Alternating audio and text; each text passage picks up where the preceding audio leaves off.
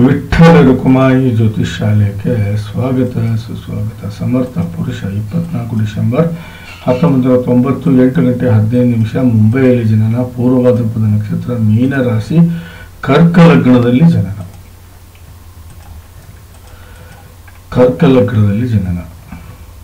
ಬನ್ನಿ ಯಾವ ಯೋಗದಲ್ಲಿ ಹುಟ್ಟಿದ್ದಾರೆ ನೋಡೋಣ. ವ್ಯತಿಪಾತ ಯೋಗದಲ್ಲಿ ಹುಟ್ಟಿದ್ದಾರೆ. ನೋಡಿ, ಇದು ದೊಡ್ಡ ಬಹಳ ಕೆಟ್ಟ ಯೋಗ ಇದು. ಹೌದು, ಮನುಷ್ಯ ಹಾಳಾಗ್ಬಿಡ್ತಾನೆ ಇದರಿಂದ.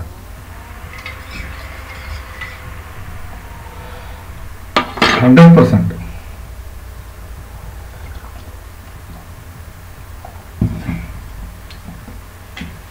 ಜೀವನದಲ್ಲಿ ಏನಾದ್ರೂ ಒಂದು ಅಂದ್ರೆ ಎಜುಕೇಶನ್ ಇರ್ಬೋದು, ಇಲ್ಲ ಹಣಕಾಸಿನ ಇರ್ಬೋದು, ಇಲ್ಲ ಫ್ಯಾಮಿಲಿ ವೈಸ್ ಹಿನ್ನಡೆ ಆಗುತ್ತೆ ವ್ಯತಿಪಾತ ಯೋಗದಲ್ಲಿ. ದಯವಿಟ್ಟು ತಾವು ಗೋಮುಖ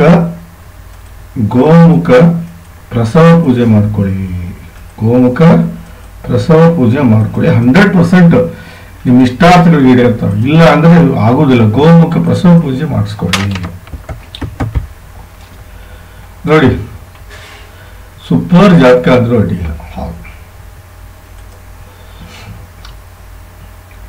ಒಂದು ನೀವು ನಿಮ್ಮ ವ್ಯಕ್ತಿತ್ವ, 2 ವ್ಯವಹಾರ, 3 ಪರಾಕ್ರಮ, 4 ನಿಮ್ಮ ತಾಯಿ ಹಾಗೂ ಪ್ರಾಪರ್ಟಿ, 5 ವಿದ್ಯೆ, 6 ಕಷ್ಟಗಳು, 7 ದಾಂಪತ್ಯ, 8 ಶತ್ರು, 9 ಭಾಗ್ಯ, 10 ಕೆಲಸ, 11 ಲಾಭ, 12 ವಿದೇಶಿ ಪ್ರಯಾಣ.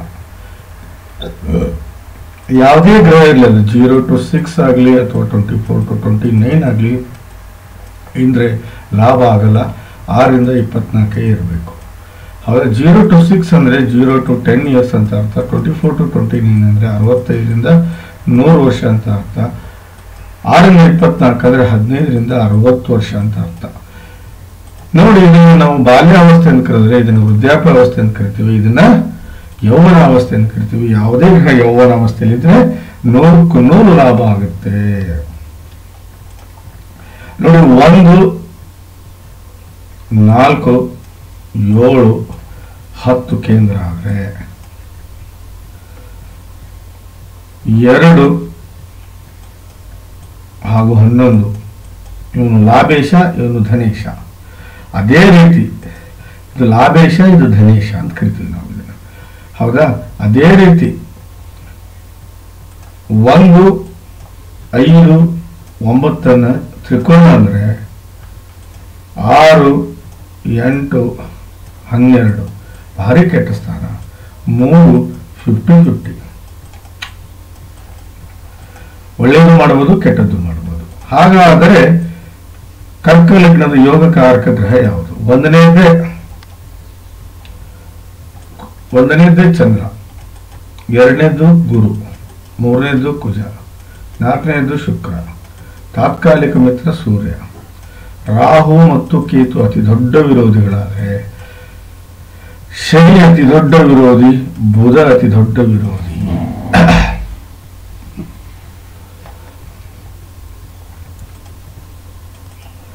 ಶನಿ ಹಾಗೂ ಬುಧ ಅತಿ ದೊಡ್ಡ ವಿರೋಧಿ. ಬನ್ನಿ ಗ್ರಹಗಳ ಸ್ಥಿತಿಯನ್ನು ನೋಡೋಣ. ನೋಡಿ, ವಕ್ರೀಯ ಬುಧ, ಅಸ್ತಂಗತ ಬುಧ, ವಕ್ರೀಯ ಗುರು, ಉಚ್ಚ ಗುರು, ವಕ್ರೀಯ ಕುಜ. ವಕ್ರೀಯ ಅಂದ್ರೆ ಸ್ಲೋ ಮೂವಿಂಗ್ ಪ್ಲಾನೆಟ್ ಅಂತ ಅರ್ಥ. ಬಹಳ ಸ್ಲೋ ಆಗಿ ಮೂವ್ ಆಗ್ತವೆ ಇವ್ರ ಜಾತಕದಲ್ಲಿ ಅಂತ ಅರ್ಥ. ಹೌದು, ಇವರ ಕುಂಡಲಿಯಲ್ಲಿ ಬಹಳ ಸ್ಲೋ ಮೂವ್ಮೆಂಟ್ ಇರುತ್ತೆ ಅಂತ ಅರ್ಥ. ಹೌದು,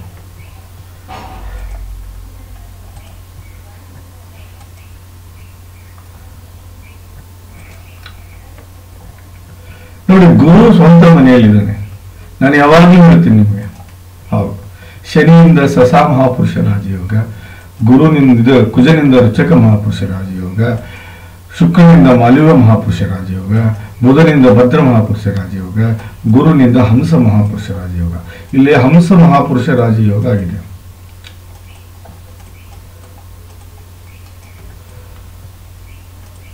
ಹಂಸ ಮಹಾಪುರುಷ ರಾಜಯೋಗ ಆಗಿದೆ. ದೊಡ್ಡ ರಾಜಯೋಗ ಇದು. ಹೌದು, ಅದು ಅಲ್ಲದೆ ಫಸ್ಟ್ ಇದನ್ನು ಮಾತಾಡೋಣ.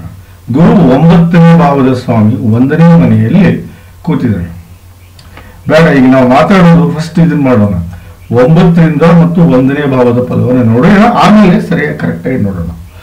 ಒಂದು ವ್ಯಕ್ತಿತ್ವ ಬಹಳ ಚೆನ್ನಾಗಿರುತ್ತೆ, ಒಳ್ಳೆ ಗುಣಗಳಿರ್ತಾವೆ, ಒಳ್ಳೆ ವಿಚಾರಗಳಿಗೆ ಬೆಲೆ ಕೊಡ್ತಾನೆ, ಒಳ್ಳೆ ಸಂಗತಿಗಳಿಗೆ ಆಸಕ್ತಿ ತೋರಿಸ್ತಾನೆ, ನಿಮ್ಮ ಮೆಂಟಲಿ ಕೆಪಾಸಿಟಿ ಸ್ಟ್ರಾಂಗ್ ಇರುತ್ತೆ, ಒಳ್ಳೆ ಫಿಸಿಕ್ ಇರುತ್ತೆ, ಒಳ್ಳೆ ಆಸೆ ಆಕಾಂಕ್ಷೆಗಳಿರ್ತವೆ, ಒಳ್ಳೆ ಇಮೇಜ್ ಅನ್ನು ಬೆಳೆಸ್ಕೊಳ್ತೀರಿ, ಬುದ್ಧಿವಂತಿಕೆ ನಡೆಯನ್ನು ನಡೀತೀರಿ, ಗ್ರಾಸ್ಪಿಂಗ್ ಪವರ್ ಬಹಳ ಚೆನ್ನಾಗಿರುತ್ತೆ, ಒಳ್ಳೆ ಟೇಸ್ಟ್ ಅನ್ನು ಹೊಂದಿರ್ತೀರಿ. ಇದು 1ನೇ ಭಾವದ ಫಲ.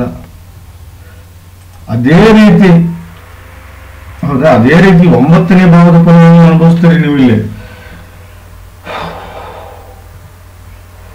ಗುರುವಿನ ಆಶೀರ್ವಾದ ಸದಾ ನಿಮ್ಮ ಜೊತೆ ಇರುತ್ತೆ, ಧರ್ಮವನ್ನು ನಂಬ್ತೀರಿ, ಭಾಗ್ಯವಂತರಾಗಿರ್ತೀರಿ, ಪ್ರಾಪ್ತಿಯನ್ನು ಪಡ್ಕೋತೀರಿ, ತಂದೆಯ ಜೊತೆಗೆ ನಿಕಟ ಸಂಬಂಧ ಇರುತ್ತೆ, ಸಾಧನೆಗೆ ದಾರಿ ಮಾಡ್ಕೋತೀರಿ, ಸುಖಮಯ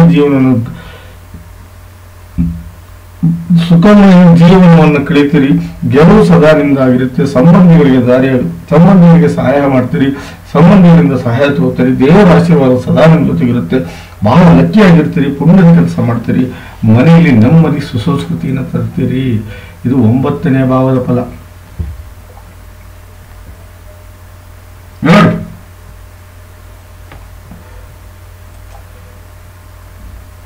ಇದು ಚಂದ್ರನ ಮನೆ, ಇದು ಗುರುವಿನ ಮನೆ. ಎಲ್ಲಿ ಬಂದ? ಗುರು ಬಂದು ಚಂದ್ರನ ಮೇಲೆ ಕೂತಿದ್ದಾನೆ, ಗುರು ಬಂದು ಇದರ ಮೇಲೆ ಕೂತಿದ್ದಾನೆ. ಇಲ್ಲಿ ಟೋಟಲ್ 3 ರಾಜಯೋಗಗಳಾದವು. 1ನೇದು ಪರಿವರ್ತನಾ ರಾಜಯೋಗ, ದೊಡ್ಡ ರಾಜಯೋಗ ಇದು. 2ನೇದು ಹಂಸ ಮಹಾಪುರುಷ ರಾಜಯೋಗ. 3ನೇದು ಬಂದ್ಬಿಟ್ಟು ಧರ್ಮಧ್ವಜ ಯೋಗ.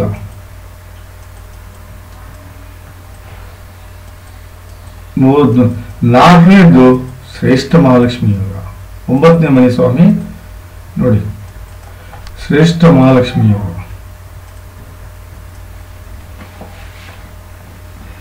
4 ರಾಜಯೋಗಗಳು 1ನೇ ಭಾವದಲ್ಲಿ ಆಗಿದ್ದಾವೆ. ಅಂದ್ರೆ ಹೆಂಗಿರಬಹುದು ಇದು? ಆಮೇಲೆ ಇನ್ನೊಂದಾಗಿದೆ, 5ನೇದು ಗುರುರ್ಭ್ಯ ಯೋಗ.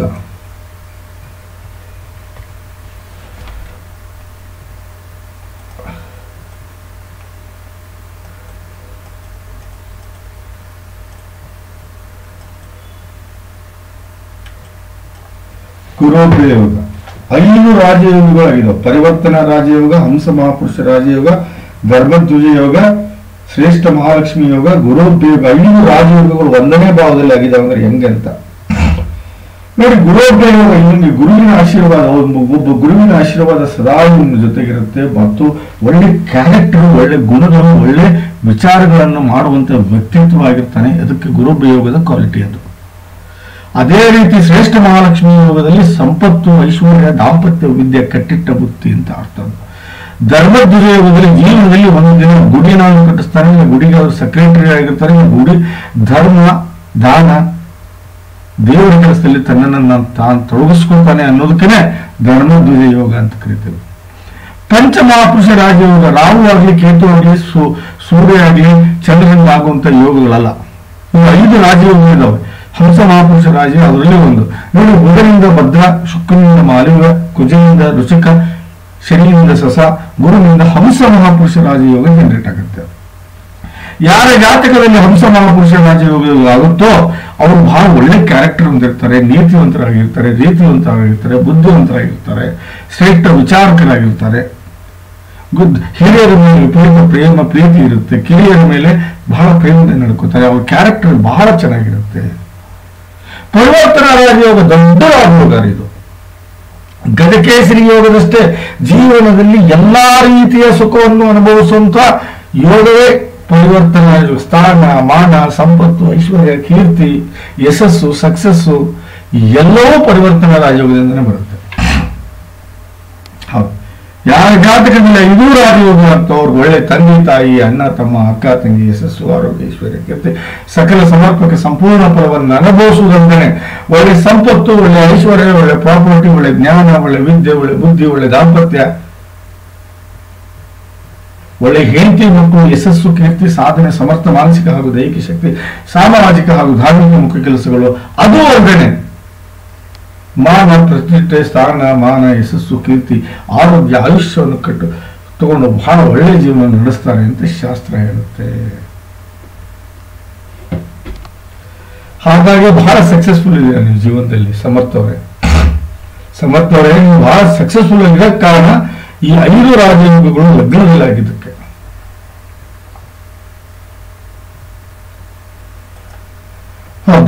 ಸೂಪರ್ ಯೋಗ ನೋಡಿ. ಇಲ್ಲಿ ನೋಡಿ 5 ಆದ್ವಾ? ಇಲ್ಲಿ ನೋಡಿ ಸೂರ್ಯ, ಬುಧ ಮತ್ತು ಶುಕ್ರ 6ನೇ ಭಾವದಲ್ಲಿ ಇದ್ದಾರೆ. 12ನೇ ಭಾವದ ಸ್ವಾಮಿ ಬುಧ 6ನೇ ಮನೆಯಲ್ಲಿ ಬಂದಿದ್ದಕ್ಕೆ ಇಲ್ಲಿ ಇವನು ವಿಪರೀತ ರಾಜಯೋಗವನ್ನು ಕೊಡ್ತಾನೆ. ವಿಪರೀತ ರಾಜಯೋಗ ಇದೊಂಥರ ಯೂನಿಕ್ ಯೋಗ, ಇದೊಂಥರ ಅಲ್ಟಿಮೇಟ್ ಯೋಗ, ಇದೊಂಥರ ಸೂಪರ್ ಯೋಗ ಆದ್ರೂ ಅಡ್ಡಿಲ್ಲ. ಹೌದು, ಇದು ಹೆಂಗಿರುತ್ತೆ ಅಂದ್ರೆ ಅಗೇನ್ ದಟ್ 15 ವರ್ಷ ಒಂದು ದಶೆ ಅನ್ಕೊಳ್ಳಿ, ಡಿವೈಡೆಡ್ ಬೈ 3 ಮಾಡಿ 3 1 3 5 5 ವರ್ಷ ವಿಪರೀತ ಕಷ್ಟ ಕೊಡ್ತಾನೆ ಬುಧ. 5 ವರ್ಷ ಅನ್ಲಿಮಿಟೆಡ್ ಲಾಭ ಕೊಡ್ತಾನೆ. ಇನ್ನು 5 ವರ್ಷ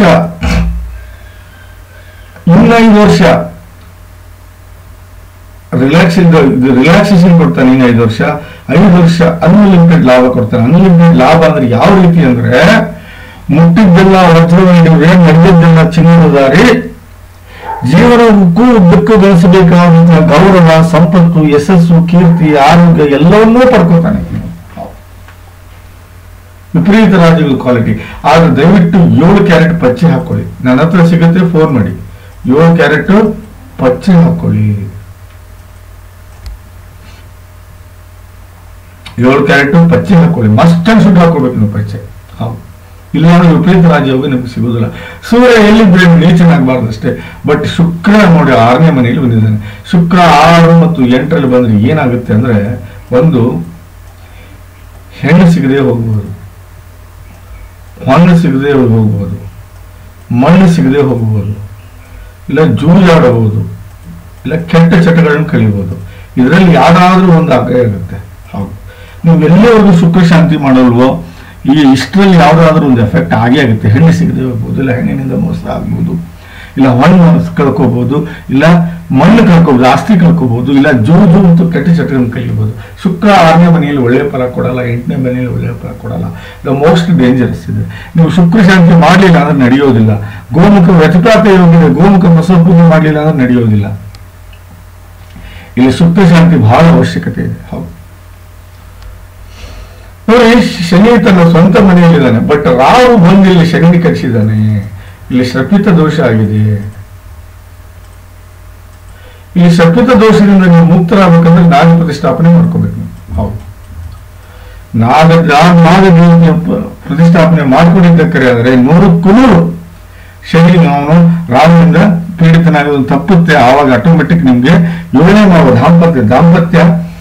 ದಾಂಪತ್ಯದ ಭಾವ ಅಂತ ಕರಿತೀವಿ ನಾವು. ಹೌದಾ, ದಾಂಪತ್ಯ ಲೇಟ್ ಆಗ್ಬೋದು, ಇಲ್ಲ ಹೆಂಡತಿ ಒಳ್ಳೆ ಗುಣಗಳು ಸಿಗದೆ ಇರಬಹುದು, ಇಲ್ಲ ದಾಂಪತ್ಯದ ಆಯುಷ್ಯ ಕಡಿಮೆ ಆಗ್ಬೋದು, ಇಲ್ಲ ದಿನನಿತ್ಯ ಬರೋ ದುಡ್ಡು ಕಡಿಮೆ ಆಗ್ಬೋದು, ಪಾರ್ಟ್ನರ್ಶಿಪ್ ಬಿಸ್ನೆಸ್ ಹಾಳಾಗ್ಬೋದು, ಸೆಕ್ಸುವಲ್ ಲೈಫ್ ಹಾಳಾಗ್ಬೋದು, ದಿನನಿತ್ಯದ ನಡವಳಿಕೆ ಒಂದಿನ ಸೌಕರ್ಯ ಒಂದಿನ ಬಡತನ ಬರ್ಬೋದು, ಸ್ವಂತ ಬಿಸ್ನೆಸ್ ಮಾಡಿದ್ರೆ ಲಾಸ್ ಆಗ್ತೀರಾ, ಪ್ರೊಫೆಷನಲಿ ಹೆಸರು ಕೆಡಿಸ್ಕೋತೀರಾ.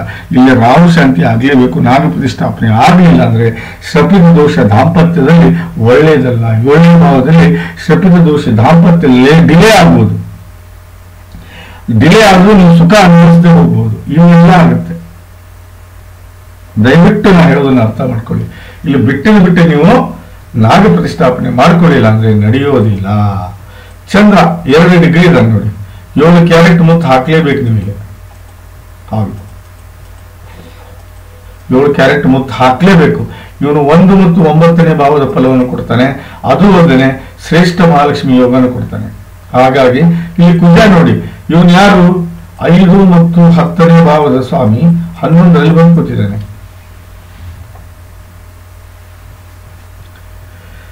ನೋಡಿ 5ನೇ ಭಾವದ ಫಲ ಬಹಳ ಚೆನ್ನಾಗಿದ್ದಾರೆ ಜಾತಕ. ನಾನು ಹೇಳೋದನ್ನ ಅರ್ಥ ಮಾಡ್ಕೊಳ್ಳಿ. ನೀವು ಗೋಮುಖ ಪ್ರಸವ ಪೂಜೆ ಮತ್ತು ನಾಗ ಪ್ರತಿಷ್ಠಾಪನೆ ಇವೆರಡು ಮಾಡ್ಕೊಂಡ್ರೆ, ಶುಕ್ರ ಶಾಂತಿ ಮಾಡ್ಕೊಂಡ್ರೆ ನೀವು ಹೇಳಿದ್ದೆಲ್ಲ ಸಿಗುತ್ತೆ. ಆದ್ರೆ ಮುತ್ತು ಹಾಕೋಬೇಕು. 7 ಕ್ಯಾರೆಟ್ ಮುತ್ತು, 7 ಕ್ಯಾರೆಟ್ ಹವಳನ ಹಾಕೋಬೇಕು. ಹೌದು, ಇವೆರಡು ಹಾಕೋದ್ರಿಂದ 100% ನೋಡಿ. 7ನೇ 5ನೇ ಭಾವ ಒಳ್ಳೆ ಎಜುಕೇಶನ್ ಆಗುತ್ತೆ, ಒಳ್ಳೆ ದಾಂಪತ್ಯ ಸಿಗುತ್ತೆ, ಒಳ್ಳೆ ಸೆಕ್ಸುವಲ್ ಲೈಫ್ ಎಂಜಾಯ್ ಮಾಡ್ತೀರಿ. ಹುಟ್ಟೋ ಮಕ್ಕಳು ಬಹಳ ಬುದ್ಧಿವಂತ, ವಿದ್ಯಾವಂತ, ಜ್ಞಾನವಂತ ಮಕ್ಕಳು ಹುಡ್ತಾರೆ. ಒಳ್ಳೆ ಟ್ಯಾಲೆಂಟ್ ಒಳ್ಳೆ ಟ್ಯಾಲೆಂಟ್ ಇರುತ್ತೆ, ಒಳ್ಳೆ ಪಾಪ್ಯುಲಾರಿಟಿ ಗಳಿಸೋದಲ್ಲದೆ ಪ್ರೀತಿ ಪ್ರೇಮ, ತಂದೆ ತಾಯಿ ಅಣ್ಣ ತಮ್ಮ ಅಕ್ಕ ತಂಗಿ ಹೆಂಡತಿ ಮಕ್ಕಳು ಎಲ್ಲರ ಪ್ರೀತಿ ಪ್ರೇಮವನ್ನು ಪಡಿತೀರಿ. ಒಳ್ಳೆ ಜೀವನವನ್ನು ಬಹಳ ಕಷ್ಟದಿಂದ ಎತ್ತಿ ಹಾಕ್ತೀರಿ, ಸುಖ ಶಾಂತಿಯಿಂದ ನಡೀತೀರಿ, ಕಷ್ಟಗಳನ್ನು ದೂರ ಉಡಿಸ್ತೀರಿ, ಸಾಧನೆಗೆ ದಾರಿ ಮಾಡ್ಕೋತೀರಿ, ಒಳ್ಳೆ ಗುಣಗಳು ಬೆಳೀತವೆ, ಒಳ್ಳೆ ಪಬ್ಲಿಕ್ ಇಮೇಜ್ ಬೆಳೆಯುತ್ತೆ, ಒಳ್ಳೆ ಸುಸಂಸ್ಕೃತರಾಗಿ ಜೀವನ ಮಾಡ್ತೀರಿ. ಇದರಲ್ಲಿ ಯಾವುದೇ ಸಂಶಯ ಇಲ್ಲ.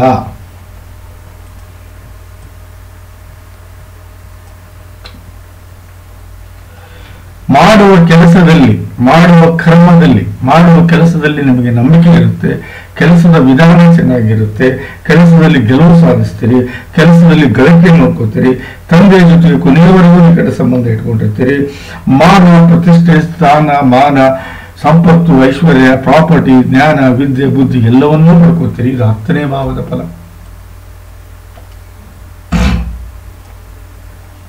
ನೋಡಿ, 11ನೇ ಭಾವದ ಫಲ ಅಕ್ಕ ತಂಗಿ ಅಣ್ಣ ತಮ್ಮನ ಜೊತೆ ಒಳ್ಳೆ ಸಂಬಂಧ ಇರುತ್ತೆ, ಜೀವನವನ್ನು ಲಾಭದಲ್ಲಿ ತುಂಬೋಗ್ತೀರಿ, ಸಣ್ಣ ಪುಟ್ಟ ರೋಗಗಳಿಂದ ದೂರ ಆಗ್ತೀರಿ, ಆಸೆ ಆಕಾಂಕ್ಷೆಗಳು ಇರುತ್ತವೆ, ಹಂತ ಹಂತವಾಗಿ ಬೆಳೀತಾ ಹೋಗ್ತೀರಿ, ದೊಡ್ಡ ಆಭರಣವನ್ನು ಬಳಸ್ಕೊಳ್ತೀರಿ, ಹಣವನ್ನು ಸೇವ್ ಮಾಡ್ತೀರಿ, ಬ್ಯಾಂಕ್ ಬ್ಯಾಲೆನ್ಸ್ ಮೇಂಟೈನ್ ಮಾಡ್ತೀರಿ, ಮಿತ್ರರೊಡನೆ ಒಳ್ಳೆ ಸಂಬಂಧ ಇರುತ್ತೆ, ಅದರೊಡನೆ ಪ್ರಭಾವಿ ವ್ಯಕ್ತಿಯಾಗಿ ನೀವು ಮೆರಿತೀರಿ ಅಂತ ಹೇಳುತ್ತೆ ಜಾತಕ. ಇದು 11ನೇ ಭಾವದ ಫಲ. ನೋಡಿ, ಇದು ಶ್ರೇಷ್ಠ ಮಹಾಲಕ್ಷ್ಮಿ ಯೋಗ. ಇದು ಶ್ರೇಷ್ಠ ಮಹಾಲಕ್ಷ್ಮಿ ಯೋಗ.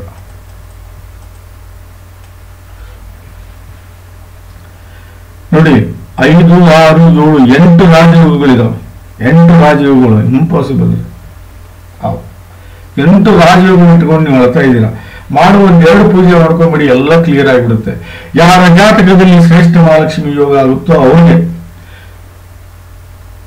ಸಂಪತ್ತು, ಐಶ್ವರ್ಯ, ದಾಂಪತ್ಯ, ವಿದ್ಯೆ, ಕಟ್ಟಿಟ್ಟ ಬುದ್ಧಿ ಅಂತ ಹೇಳ್ತೇನೆ ನಾನು ಯಾವಾಗಲೂ. ಹೌದು, ಯಾರ ಜಾತಕದಲ್ಲಿ ಶ್ರೇಷ್ಠ ಮಹಾಲಕ್ಷ್ಮಿ ಯೋಗ ಆಗುತ್ತೋ ಒಳ್ಳೆ ತಂದೆ ತಾಯಿ ಅಣ್ಣ ತಮ್ಮ ಅಕ್ಕ ತಂಗಿ ಯಶಸ್ಸು ಆರೋಗ್ಯ ಐಶ್ವರ್ಯ ಸಕಲ ಸಮರ್ಪಕ ಸಂಪೂರ್ಣ ಫಲವನ್ನು ಅನುಭವಿಸುವುದರಿಂದ ಒಳ್ಳೆ ಸಂಪತ್ತು, ಒಳ್ಳೆ ಐಶ್ವರ್ಯ, ಒಳ್ಳೆ ಪ್ರಾಪರ್ಟಿ, ಒಳ್ಳೆ ಜ್ಞಾನ, ವಿದ್ಯೆ, ಬುದ್ಧಿ, ಒಳ್ಳೆ ದಾಂಪತ್ಯ, ಒಳ್ಳೆ ಹೆಂಡತಿ ಮಕ್ಕಳು, ಯಶಸ್ಸು, ಕೀರ್ತಿ, ಸಾಧನೆ, ಸಮರ್ಥ ಮಾನಸಿಕ ಹಾಗೂ ದೈಹಿಕ ಶಕ್ತಿ, ಸಾಮಾಜಿಕ ಹಾಗೂ ಧಾರ್ಮಿಕ ಮುಖ್ಯ ಕೆಲಸಗಳು, ಮಾನ, ಪ್ರತಿಷ್ಠೆ, ಸ್ಥಾನಮಾನ, ಯಶಸ್ಸು, ಆರೋಗ್ಯ, ಯಶಸ್ಸು, ಕೀರ್ತಿ ಹಾಗೂ ಆರೋಗ್ಯ, ಆಯುಷ್ಯವನ್ನು ಪಡ್ಕೊಂಡು ಬಹಳ ಎತ್ತರ ಸ್ಥಾನದಲ್ಲಿ ಇರ್ತೀರಿ, ಸುಖಮಯ ಜೀವನವನ್ನು ಸಾಗಿಸ್ತೀರಿ, ಬಹಳ ಚೆನ್ನಾಗಿರ್ತೀರಿ. ನೀವು ಶಾಸ್ತ್ರ ಹೇಳುತ್ತೆ ಇಲ್ಲಿ 7 ಕ್ಯಾರೆಟ್ ಹವಳ ಹಾಕಲೇಬೇಕು, ಇಲ್ಲೇ 7 ಕ್ಯಾರೆಟ್ ಮುತ್ತು ಹಾಕಲೇಬೇಕು. ಹೌದು, ಮಾಸ್ಟರ್ ಶೂಟ್ ಹಾಕಲೇಬೇಕು. ನನ್ನ ಹತ್ರ ಸಿಗುತ್ತೆ, ಫೋನ್ ಮಾಡಿ, ನಾನು 9 ದಿನ ಜಪ ಮಾಡಿ ಪೂಜೆ ಮಾಡಿ ಕಳಿಸ್ಕೊಡ್ತೀನಿ. ಪ್ಲಸ್ 7 ಕ್ಯಾರೆಟ್ ಪಚ್ಚೆನೂ ಹಾಕ್ಬೇಕು. ಹೌದು, ಇಲ್ಲ ಅಂದ್ರೆ ನಡೆಯೋದಿಲ್ಲ. ಗುರು ನೋಡಿ, ಇಲ್ಲಿ ಸೀದಾ ನಿಮ್ಮ 5ನೇ ಭಾವ ನೋಡ್ತಾನೆ, ನಿಮ್ಮ 7ನೇ ಭಾವ ನೋಡ್ತಾನೆ, ನಿಮ್ಮ 9ನೇ ಭಾವ ನೋಡ್ತಾನೆ. ಒಂದಲ್ಲಿ ಒಳ್ಳೆ ವ್ಯಕ್ತಿತ್ವ, 5ರಲ್ಲಿ ವಿದ್ಯೆ, 7ರಲ್ಲಿ ದಾಂಪತ್ಯ, 9ರಲ್ಲಿ ಸಕ್ಸಸ್. ಅದೇ ರೀತಿ ಕುಜ ನೋಡಿ, ನಿಮ್ಮ 2ನೇ ಭಾವ ನೋಡ್ತಾನೆ, ಅದಾದ್ಮೇಲೆ ನಿಮ್ಮ 5ನೇ ಭಾವ ನೋಡ್ತಾನೆ, ಅದಾದ್ಮೇಲೆ ನಿಮ್ಮ 6ನೇ ಭಾವ ನೋಡ್ತಾನೆ. ನೋಡಿ, 2ರಲ್ಲಿ ಒಳ್ಳೆ ವ್ಯವಹಾರ, 6ರಲ್ಲಿ ಶತ್ರುನಾಶ ಮಾಡ್ತಾನೆ. ಚೆನ್ನಾಗಿದೆ ಜಾತಕ, ಸೂಪರ್ ಜಾತಕ. ನಾ ಹೇಳೋದನ್ನ ಅರ್ಥ ಮಾಡ್ಕೊಳ್ಳಿ ನೀವು. ಹೌದು, 8 ರಾಜಯೋಗಗಳಿದಾವೆ. ನಾ ಹೇಳೋದನ್ನ ಅರ್ಥ ಮಾಡ್ಕೊಳ್ಳಿ. ಫಸ್ಟ್ ನೀವು ಮಾಡಬೇಕಾಗಿದ್ದೇನಪ್ಪ ಅಂದ್ರೆ ಗೋಮುಖ ಪ್ರಸವ ಪೂಜೆ, ಆಮೇಲೆ ನಾಗ ಪ್ರತಿಷ್ಠಾಪನೆ, ಆಮೇಲೆ ಶುಕ್ರ ಶಾಂತಿ. ಇಷ್ಟು ಮಾಡ್ಕೊಳ್ಳಿ, ನಿಮ್ದು ಏನ್ ಇಚ್ಛೆ ಇದೆಯೋ 100% ಸಕ್ಸಸ್ ಆಗುತ್ತೆ ಅಂತ ಹೇಳ್ತಾ ಮುಂದಿನ ಜಾತಕಕ್ಕೆ ಹೋಗ್ತೇನೆ. ಇಲ್ಲ ರೀ, ದಾಂಪತ್ಯ ಚೆನ್ನಾಗಿದೆ ನೋಡಿ, ಹಂಸ ಮಹಾಪುರುಷ ರಾಜಯೋಗ, ಭದ್ರ ಮಹಾಪುರುಷ ರಾಜಯೋಗದ 5ನೇ ಮನೆಯಲ್ಲಿ ಶನಿ ಇದ್ದಾನೆ, 2ನೇ ಮನೆಯಲ್ಲಿ ಶುಕ್ರ ಇದ್ದಾನೆ, ಒಳ್ಳೆ ದಾಂಪತ್ಯವನ್ನು ಅನುಭವಿಸ್ತೀರಿ ನೀವು, ಸಂಶಯ ಇಲ್ಲ. ಜಸ್ಟ್ ನಾಗ ಪ್ರತಿಷ್ಠಾಪನೆ, ಗೋಮುಖ ಪ್ರಸವ ಪೂಜೆ, ಶುಕ್ರ ಶಾಂತಿಯನ್ನು ಮಾಡ್ಕೊಂಡ್ಬಿಡಿ, ಸಕ್ಸಸ್ಫುಲ್ ಹ್ಯೂಮನ್ ಬೀಯಿಂಗ್ ಆಗ್ತೀರ. ಅದರಲ್ಲಿ ಯಾವುದೇ ಸಂಶಯ ಬೇಡ.